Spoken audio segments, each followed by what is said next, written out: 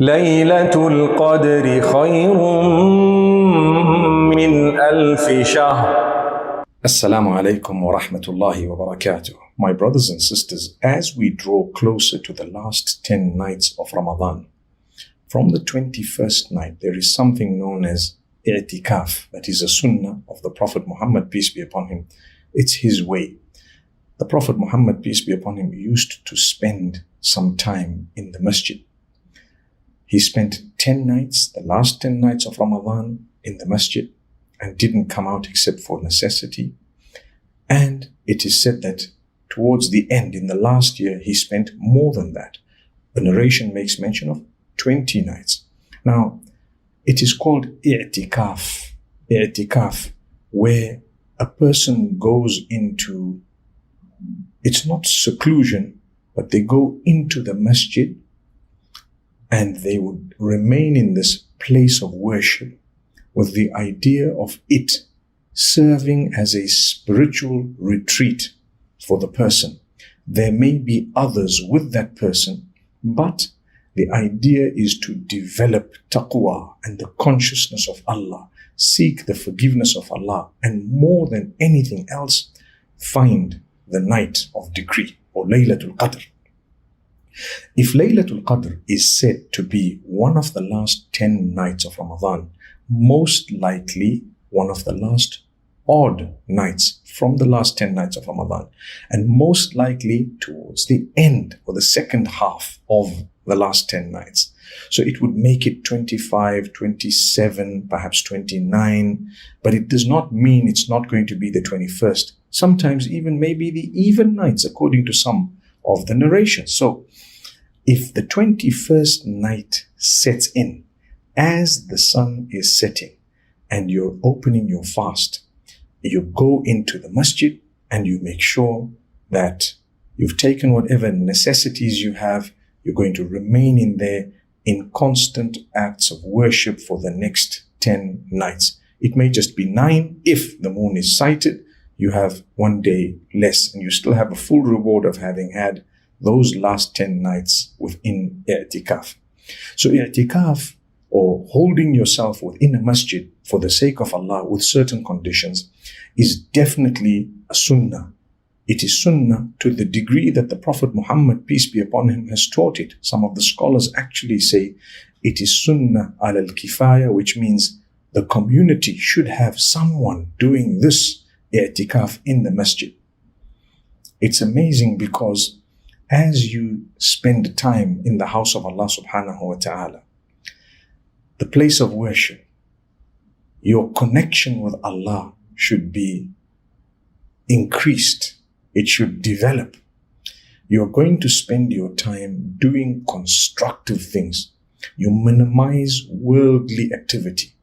People ask, am I allowed to take my mobile phone? The answer is yes, you can, on condition that you don't sit all night playing games, because then you're defeating the purpose. But if there's a necessity, you want to find out something, perhaps someone wants to ask you an important question, perhaps someone wants, you want to order a charity, or you want to instruct someone to give a charity on your behalf, or you want to make a charity. Nowadays, you can do it from your phone on the mobile apps where you can send money and so on.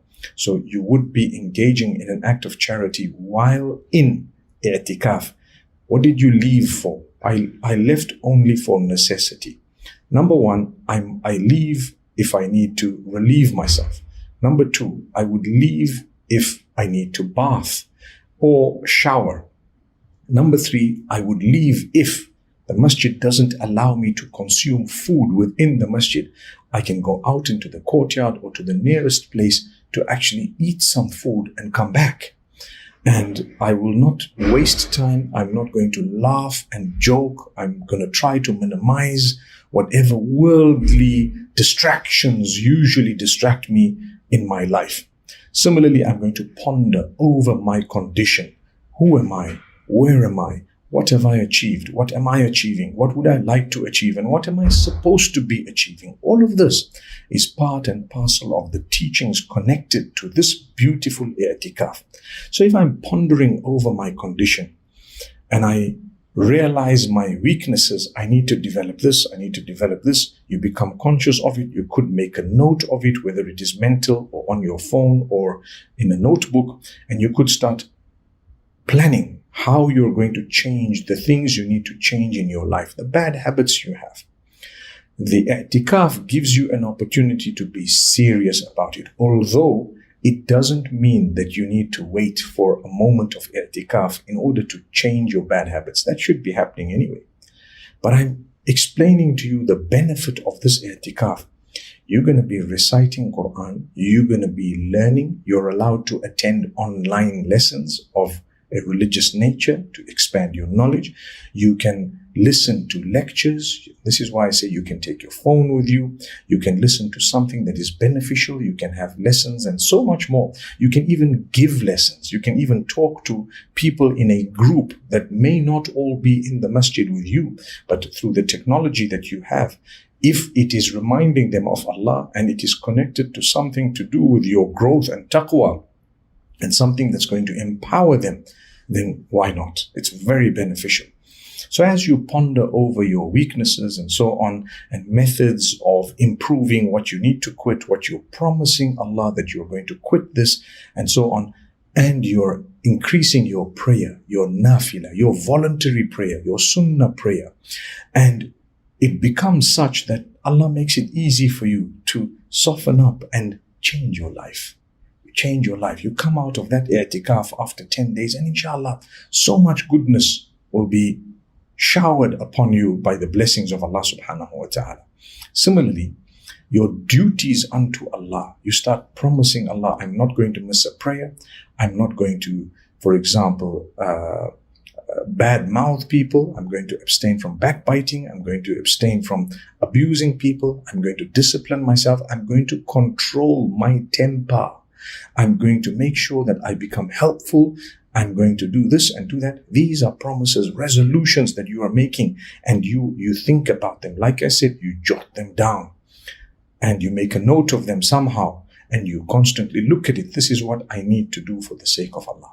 And I'm engaging in dhikr, all the sunnah acts that you can engage in, the subhanallah, alhamdulillah, Allahu Akbar, after your prayers, after your farad, the other adhkar of the morning and the evening, and you learning and you expanding your knowledge. You might want to spend time memorizing certain surahs and Quranic verses, memorizing hadith, memorizing something important. You might want to spend some time learning the meanings of the Quran. All of that is beautiful. When you spend those 10 nights in i'tikaf, it is life-changing. And the best part of it is you will not miss Laylatul Qadr by the will of Allah subhanahu wa ta'ala, because the night of decree, which is said to be better than 1,000 months, is one of those nights. And you're there every night worshipping Allah, crying to Him, engaging in voluntary prayer, extra prayer, doing your acts of worship, promising Allah to change, and seeking the forgiveness of Allah. Seeking the forgiveness of Allah is something unique that happens for a mu'takif. A mu'takif is a person who is in i'tikaf, called a mu'takif. So if you're a mu'takif and you should be seeking the forgiveness of Allah and you're serious about it, it softens you. It softens you in a unique way, and you become closer to Allah. You feel His closeness, and you feel that He hears you, He listens, He responds. It's amazing. So this is a beautiful encouragement to say, at least once in your life, you try out this i'tikaf and engage and participate in it, and see how there will come a time when you'll want to do it again and again. I know in some of the masjids that I'm acquainted with, sometimes the same people come back for i'tikaf almost every year or every other year. And one of the reasons is they have tasted a sweetness that they need to come back for. Subhanallah. Subhanallah, it's just amazing. And you know, when you read the hadith that says Iman has a sweetness, that taste of it is such that when you taste it, you begin to enjoy whatever Allah has instructed you to do. And you become such a beautiful person. You start becoming conscious of others. Don't for a moment think that I have become holier than other people. Rather, you be in competition with yourself, your old self. I'm a better person than myself yesterday. I'm a better person than I was earlier today. That's what an achievement is. And yes, if someone is engaging in charity and reading Quran, you can compete with them in the sense that you tell yourself, if this guy is reading 1 juz, I'm going to read 2. If this guy is given $10, I'm going to give 20. If this guy has made so many nafila or voluntary prayer, I'm going to do more. So yes, in that way, you istibaqul khairat, meaning to compete with each other in doing good deeds. That's there. But you don't compete with each other in thinking that you are holier than everyone else now, because that is defeating the entire purpose. May Allah Almighty grant us strength. So my brothers and sisters, seeking the forgiveness of Allah during Itikaf is one thing. Similarly, I must introduce you to something you probably know. I can reintroduce you to it. It's the most powerful dua that you can read if you were to witness Laylatul Qadr. So Aisha radiallahu anha asked the Prophet Muhammad, peace be upon him, if I witness this night of decree, Laylatul Qadr, so what should I say? He said, say, Allahumma innaka afuun tuhibbul afwa fa'fu anni. Oh Allah, you are forgiving, you love to forgive, so forgive me.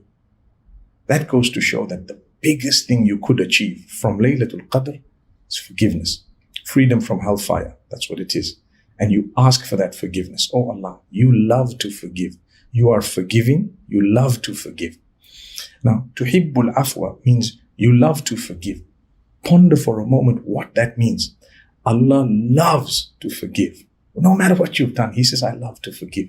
You sinned, I love to forgive. I'm going to forgive you. Seek that forgiveness and turn to Allah Almighty and see how Allah changes your life.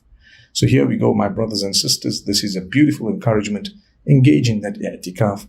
Yes, you need to be in the condition of fasting, so you can't do this particular i'tikaf outside of Ramadan. It has to be within Ramadan. It's a sunnah, and you have to fulfill the rules and regulations. Perhaps you can see some details elsewhere and learn a little bit more about this. May Allah bless you all. أقول قولي هذا. والسلام عليكم ورحمة الله وبركاته. ليلة القدر خير من 1000 شهر